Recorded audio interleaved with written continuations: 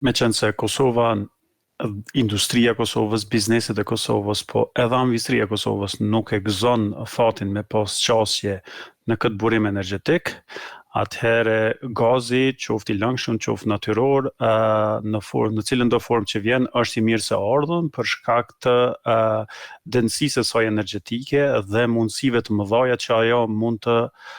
që ajo ofron, për shkak se ajo mund të vendoset si në sektorin e ambistrisë, si për përgatitje të ushqimit, ashtu edhe për ngrohje.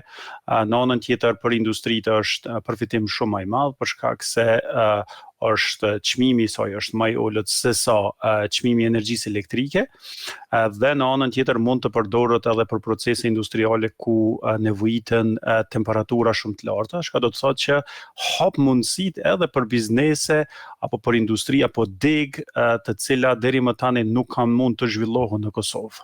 Për Ferizajn si lokacion, besoj se përshtatet shumë mirë për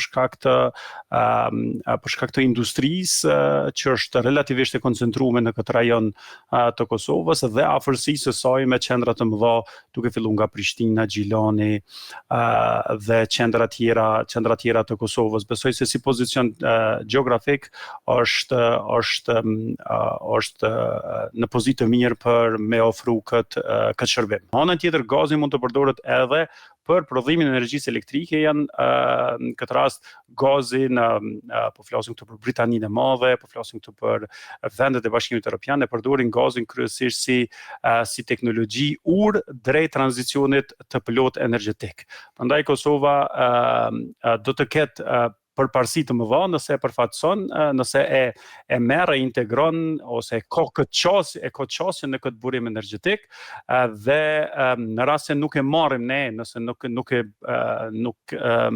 qeveria e Republikës Kosovës refuzon të investojë në infrastrukturën bazë të gazit, atëherë pyetja është çfarë alternativa kemi tjetër.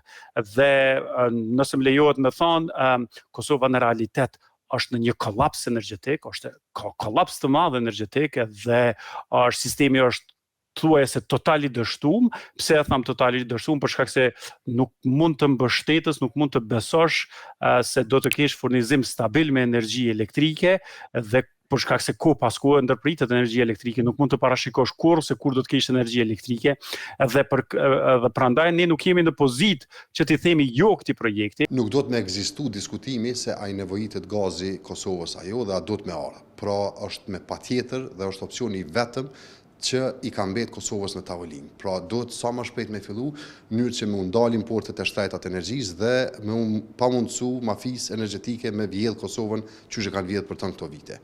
Ferizaj patjetër që është pikë strategjike, sepse gazi nga Greqia kalon nëpër Maqedoninë e Veriut dhe pika e parë që mundet me qenë në Kosovë është Ferizaj, edhe për shkak të mundësive që i ka si vend në zhvillim e sipër, edhe për shkak të sigurisë së këtij aseti nga baza më e madhe amerikane që gjendet në Kosovë.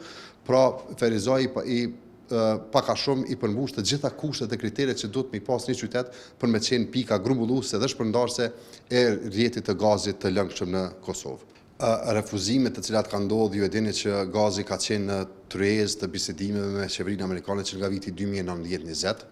Atëherë kur është refuzuar në kuadër të Kurti 1, qeveria amerikane ka qenë bukur shumë e mërzitur për shkak se Kosova ka mund të jetë një nga nyjet kryesore të shpërndarjes së gazit, jo vetëm për Kosovën, por për Ballkanin Perëndimor. Na po flasim për gasifikim të Kosovës. Pra në kuadër të gasifikimit ne do të ndërtojmë edhe ngrohtore qendrore që do ta shfrytëzojnë gazin për të krijuar ngrohje për qytetet e Kosovës, edhe centralin me gaz. Pra është një nga projektet më të mëdha strategjike të vendit, i cili sidomos Ferizaj do t'i krijonte vendet punës, do t'i krijonte mundësi për biznese e kështu me radhë. Prandaj ne mezi po presim që ky projekt të jetësohet sa më shpejt këtu në Ferizaj.